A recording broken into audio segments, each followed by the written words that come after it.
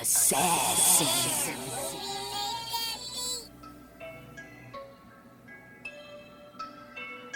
You know I break necks, call me Jack Tate.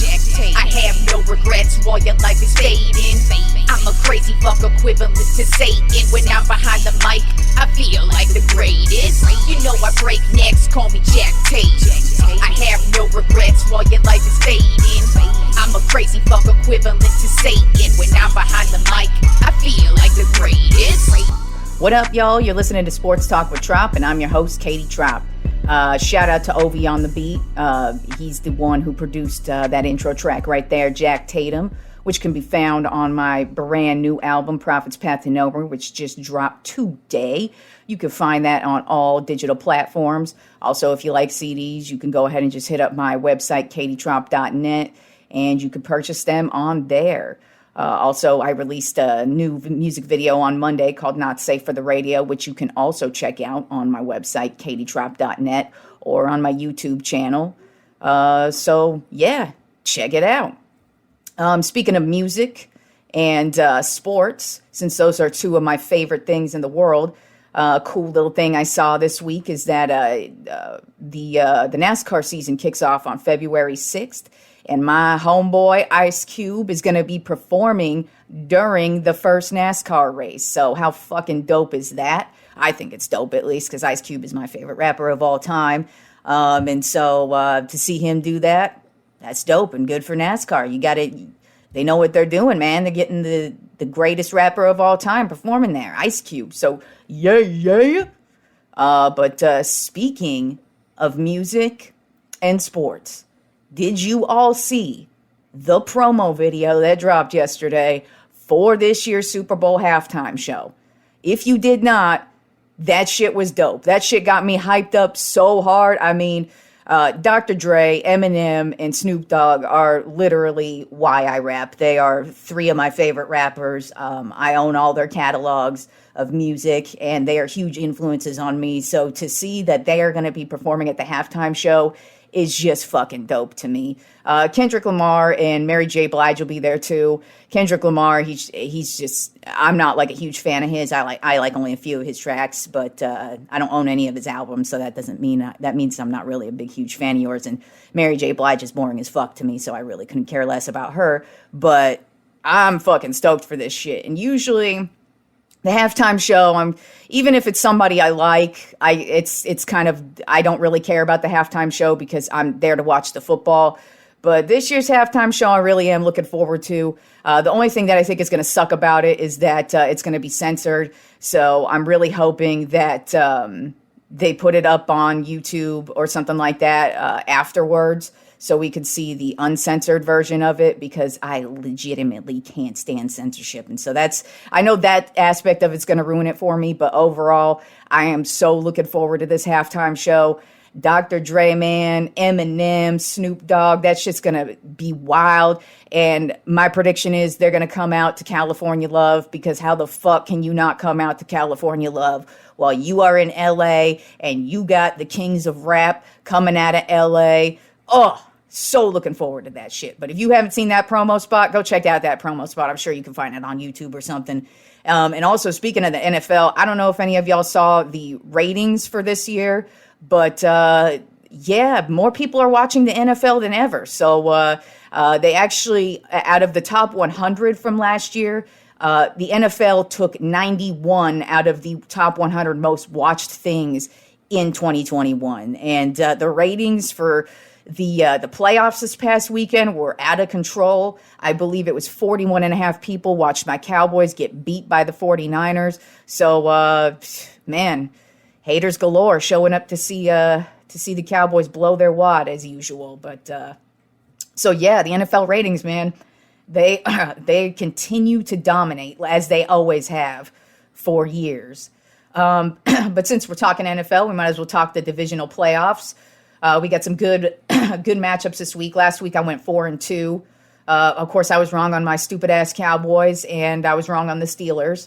So we'll see how I do this week with the divisional round. Starting off with Saturday's games, kicks off with the Cincinnati Bengals at the Tennessee Titans. Right now, the Titans are a 3.5-point favorite. That sounds about right to me. The Bengals are coming in hot right now. They're looking like a really good team. They finally broke their streak of not winning a playoff game since 1990. That's a big thing right there. Joe Burrow is just playing out of his mind, and they're playing some solid football right now. The Tennessee Titans are going to get back running back Derrick Henry, which is big. Who knows how effective he's going to be? He's been out for a couple months. He has a foot injury, and he's running back. When you get a foot injury, that's a big fucking deal for a running back. So it's going to be interesting to see what kind of a role he plays. But I'm not expecting him to have his like Derrick Henry type game where he's going to bust out for like 150 yards, something like that.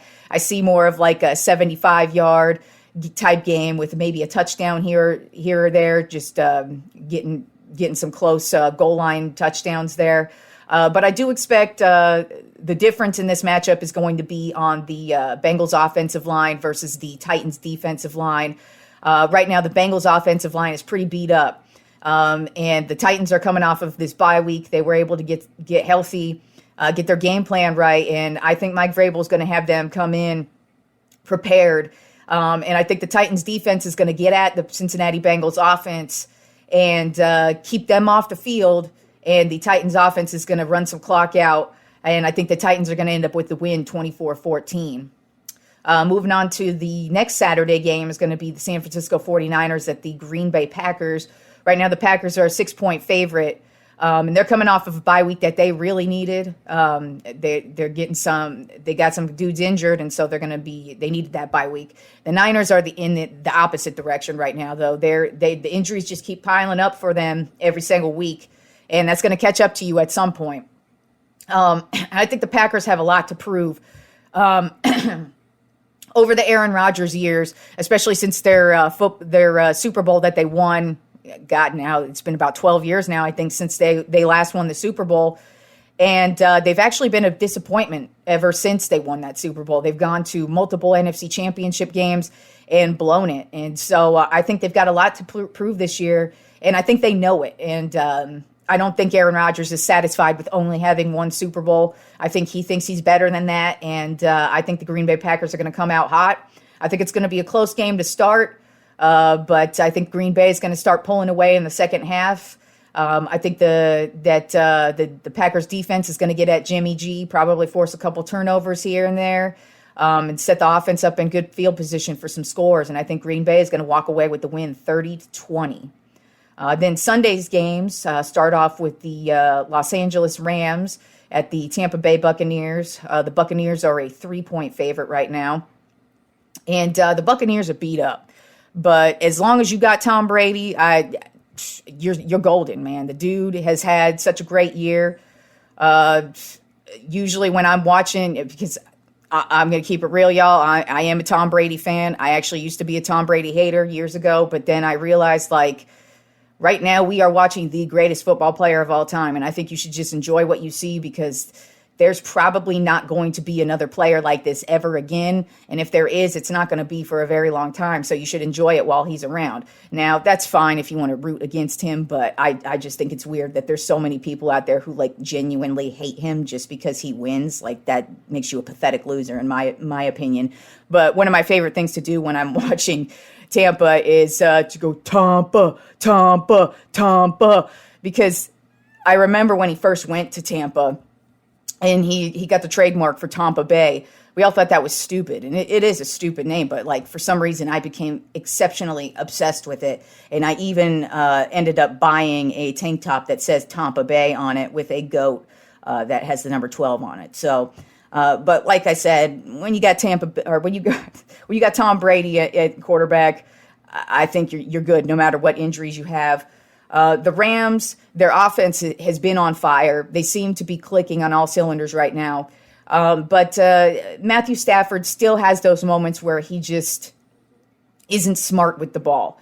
And then that's not to say he's a bad quarterback, because I actually think Matthew Stafford's an exceptional quarterback. I just think he spent so much time in Detroit and never really had a good coach to help coach him out of those type of mistakes that he makes over time, and I think eventually he'll get better along the way. But this year, it really has hampered the Rams, And I think that's what's going to end up happening in this game, is that Matthew Stafford's just going to end up throwing a couple turnovers.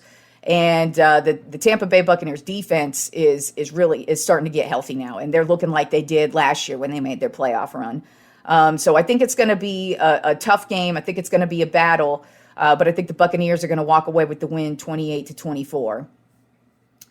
Then the last game of the weekend is going to be the Buffalo Bills at the Kansas City Chiefs. Right now, the Chiefs are a 2-point favorite. The Bills, I think, are ready to take the next step. The last couple of seasons, they've made the postseason, have had really bad exits, and usually when that happens, if you just keep building, eventually you get over the hump. And the Kansas City Chiefs have been their kryptonite over the past couple of seasons. They finally got over that hump during the regular season, and so now it's their time to prove it in the postseason. And I think they will, because the Chiefs are not the same team that they've been over the past two seasons that they've gone to the Super Bowl. You know, their offense they beat really shitty teams. Like last week, they had a great game offensively. Not to start, though. I mean, TJ Watt ended up, picking up that fumble and running it back for a touchdown. Had the Steelers actually had a pretty decent offense, things might have ended up a little bit different. And the Chiefs really have only looked good against shitty teams this year, and the Bills are not a shitty team. So while I do think this is going to be an offensive shootout, I do think there's going to be a couple plays where the Bills defense steps it up and either causes a turnover or causes like a nice 3-and-out, just gets the Chiefs flustered a little bit to get the Bills offense on the field a little bit more. And I think the Bills are going to win 35-28. So, that's what I'm thinking for the divisional round this weekend. Should be some good games regardless. I've got a couple of quick hits in the NBA. Russell Westbrook was benched the other night for the Lakers in their loss to the Indiana Pacers, who are not a good team if you're not aware. And neither are the Lakers at this point. And it was actually quite hilarious because Charles Barkley went on a nice little rant last night on TNT. And I couldn't agree more. As a matter of fact, I'm going to do what he can't do on TV, but he kept calling the Lakers wussies. And he said the only reason why I'm calling them wussies is because I can't really call them what I want to call them, and that's pussies. So you could say that on my show. So Charles, if you ever want to come kicking on my show, you are more than welcome. I think we would have a great time together, talking about how shitty my Lakers are, especially. But Russell Westbrook was benched in the fourth quarter, which I think is a good move because he's so erratic in the fourth quarter, and his team is just so awful, and they're under 500. And really the only player right now playing is LeBron James. And he's healthy. He's completely healthy. But this team, they just can't get it together. And I don't think they're going to get it together. And they want to sit here and try and blame Frank Vogel, the coach, and act like it's his fault. And it's like, dude, what did you expect? You gave him the geriatric squad this year. And there was no hope in my mind that the Lakers were even going to come close to a championship. And at this point, they're going to be lucky if they make the playoffs. And even if they do make the playoffs, there is way too much going on out west right now. And hell, even the Eastern Conference. If you look at the standings right now in the Eastern Conference, all the teams are like within half a game of each other. And so they're kicking each other's ass. And then out west, we've got the Suns who are still owning this league. You got the Warriors, who are basically back to where they were a couple years ago. You got the Memphis Grizzlies on fire right now. There's just too much going on out west for me to believe that the Lakers even have a chance this year. And they want to sit here and blame Frank Vogel and think that's going to be the change that needs to be made. No, what needs to be made here is we should have never traded for Russell Westbrook to begin with. And we got too many old guys. And that's not a good thing if you're trying to build a team around Anthony Davis. And I have no problem with them building a team around Anthony Davis because I really do enjoy the way he plays the game when healthy.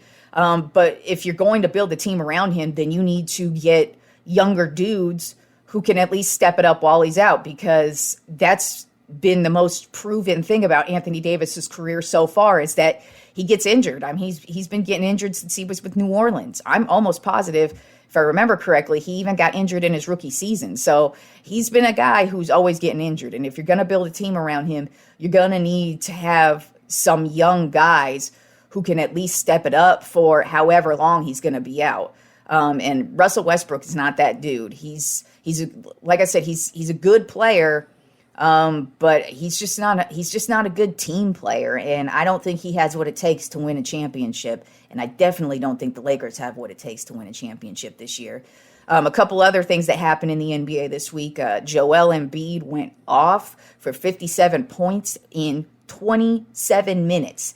And he's a center, y'all. What I love about Joelle Embiid's game is he reminds me of old school centers. I've missed the old school center. We haven't had dominant centers in the league for a few seasons now. And so it's really dope to see Joelle Embiid come in and take over. And I really would like to see the 76ers do something, just because I really dig his game. And to see him go off like that the other night, good for you, man. Keep it up. Then you had Nicola Yokic. The same exact night, another center. He went off for a 49-point triple-double. These two guys, they are having phenomenal seasons right now. And it's great to see the center position get its respect back, man, because it's been a minute since we've had a dominant center in the league. I mean, I want to say it's been since Shaq, since we've had really dominant centers in the league. I could be wrong, but I mean, and Giannis Antetokounmpo, he's another dominant center, having another phenomenal season, but they're not what Shaq and Yao Ming used to be, those kind of centers. They weren't like that. Joel Embiid's more like that style, and it's cool to see him ball out like that. And then there were a couple of injuries this week for the Chicago Bulls, who are actually leading the Eastern Conference right now. But these two injuries, you got Lonzo Ball. He just had surgery, and he's going to be out for about a couple months, it looks like. And then Zach LaVine also was injured over the weekend, and he's going to be out, it looks like, at least a month. And those are their two big dogs right now. I know DeMar DeRozan's having a great season right now, but we'll see if that affects them. But, hey, they're also in the Eastern Conference, so those guys miss a couple of months. It may not be that big of a deal. Also, KD is missing for the Nets for the next month or so. So the injuries are piling up in the NBA, and those are two more for the Bulls. And then there's actually some baseball news, shockingly. If y'all don't know, Major League Baseball is in a lockout right now. They got to work on a new collective bargaining agreement with the owners and the players union. So we don't know when we're going to get baseball. Hopefully we're going to be getting it soon. But usually, let's see, right now it's January 21st. So pitchers and catchers would be reporting probably next week. So that's obviously not going to be happening. And then after that everybody else would be reporting, and we'd have spring training in March. And it's cutting into that time. And then usually we start the season first week of April. So we'll see what happens with baseball this year. But there was something that did happen, newsworthy. But I'm going to approach the subject like this before I tell you what actually happened. So, since I'm a woman and I'm discussing sports right now, obviously I'm a feminist. I believe women should have an equal chance at the same jobs men do. Now, when I say that, in sports, I don't think women should be on the same playing field with men, because no matter what, this is a fact. Men and women have different body types, and women can't compete against men no matter how hard or badass we think we are. And that's not a diss at women, it's just a fact. So, of course, I don't want to see women on the football field with men. Hell, you can even go back to, I want to say about like 10, 15 years ago, the best female golfer was a woman named Annika Sorenstam. And she did actually get a chance to play golf against all the best pro men in the world. And she couldn't even, I think she came in like the top 40 or some shit like that. So even in sports like golf, women cannot compete with men. And that's just a fact. But with that being said, I do like that this year we actually see women on the sidelines, being the water girl. Because I've always had that gripe where I see men on the sideline being the water boy. And I'm like, you can't tell me that a woman can't squeeze a fucking water bottle. I mean, it's not rocket science. So it is nice to see that. It's nice to see that there are now women coaches in all levels of sports, whether it be the NFL, Major League Baseball, or the NBA. We're seeing them there. So I do like that growth. But there are things that piss me off when you just want to just put a woman out there, just to put a woman out there. That's, to me, is just fake feminism. And I'm going to use a couple examples of that within sports. The first one is Danica Patrick. If you don't remember Danica Patrick, she was a IndyCar driver who was elevated to NASCAR. She should have never been elevated to NASCAR. As a matter of fact, she was more just like a media darling. I don't know why the media loved her so much, just because we needed a woman, I guess, or some bullshit like that. But basically, her entire Indy career, she didn't win shit.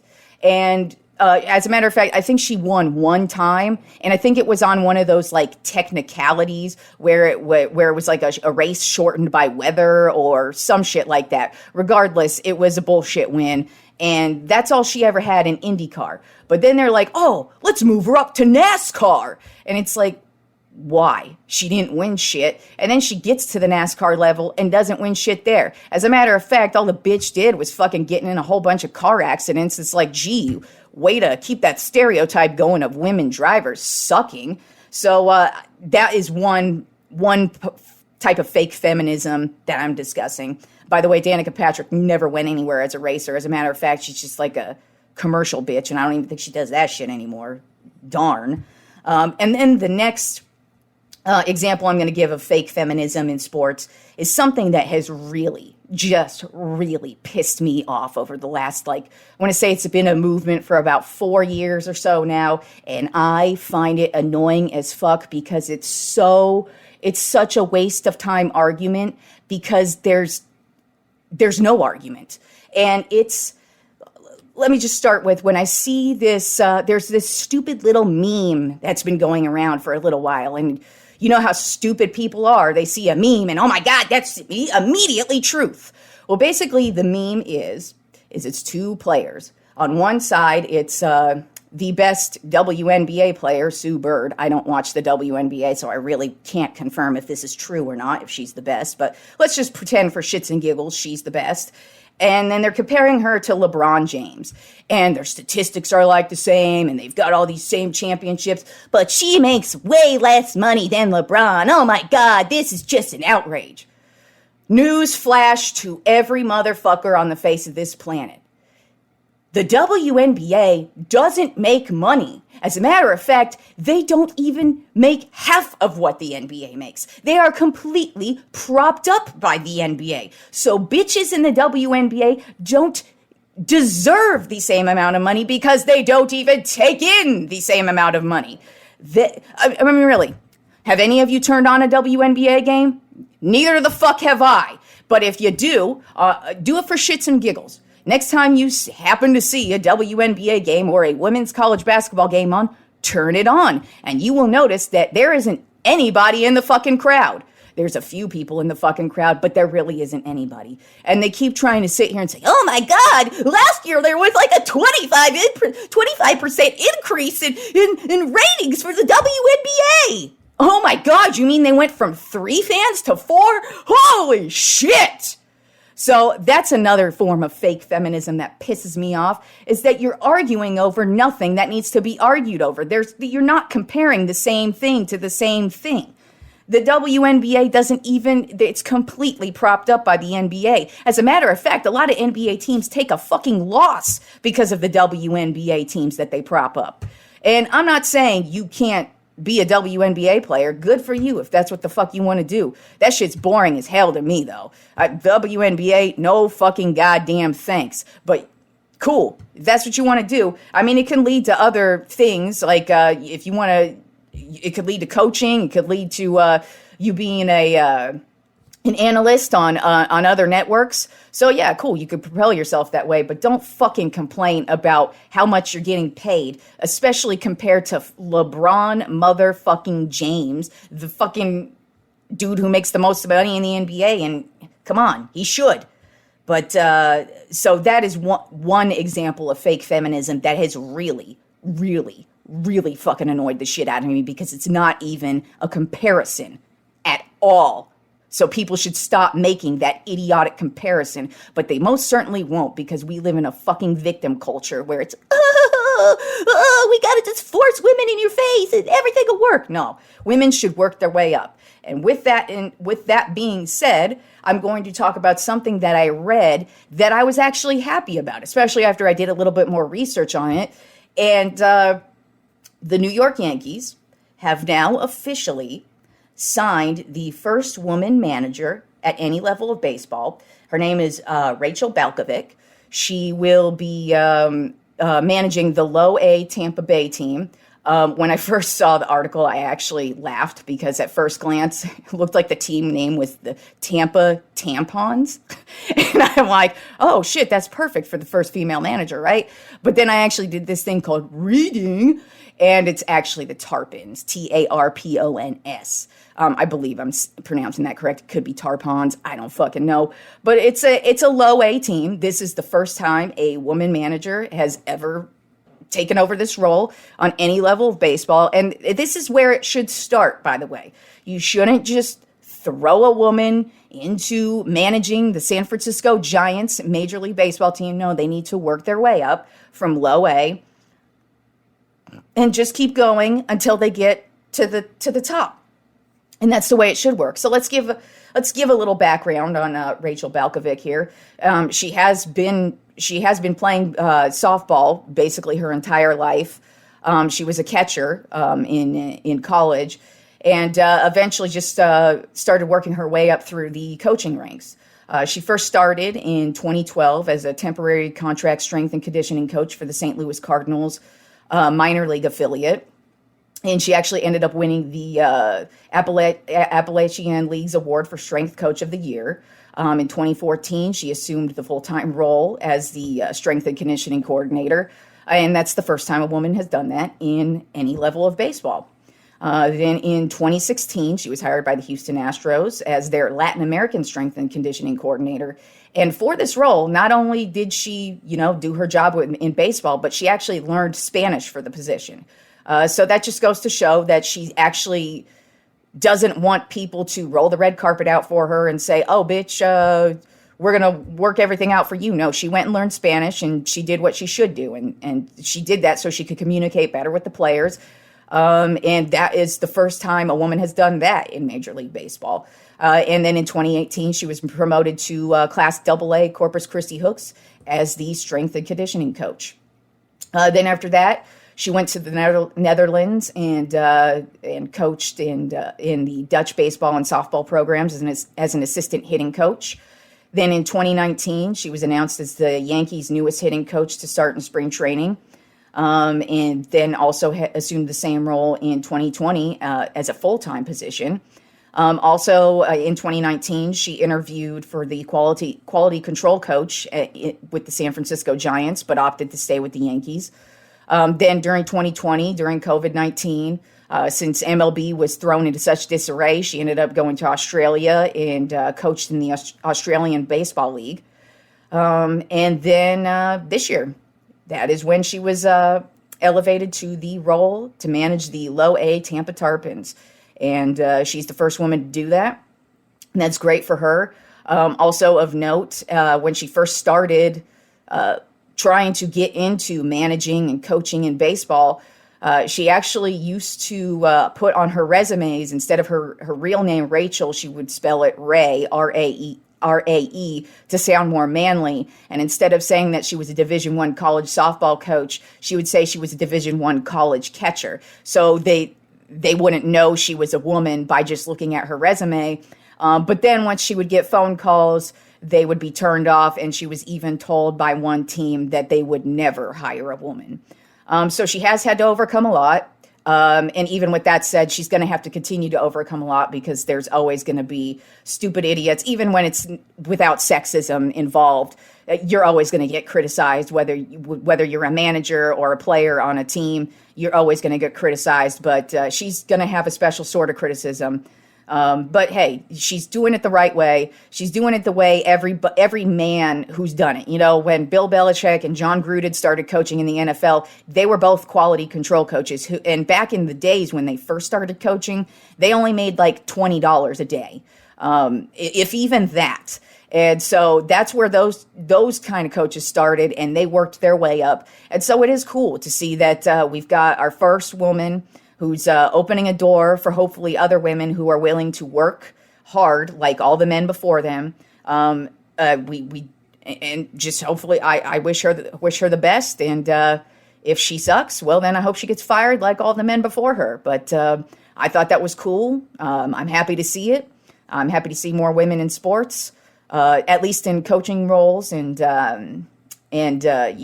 just as trainers and things like that, because there's no reason why women cannot be in sports with other men. I know that's very scary to the sexist men out there, but we are living in different times. And if you don't notice, there are more and more women coming along in coaching, and I say good on ya. So that's how we're going to end today's show. I hope everybody enjoys the divisional round of the playoffs this week. I know I will. Even though my Cowboys are not in it, I can just sit back, relax, and enjoy and watch the games. And I will talk to you guys on Monday. Have a good weekend.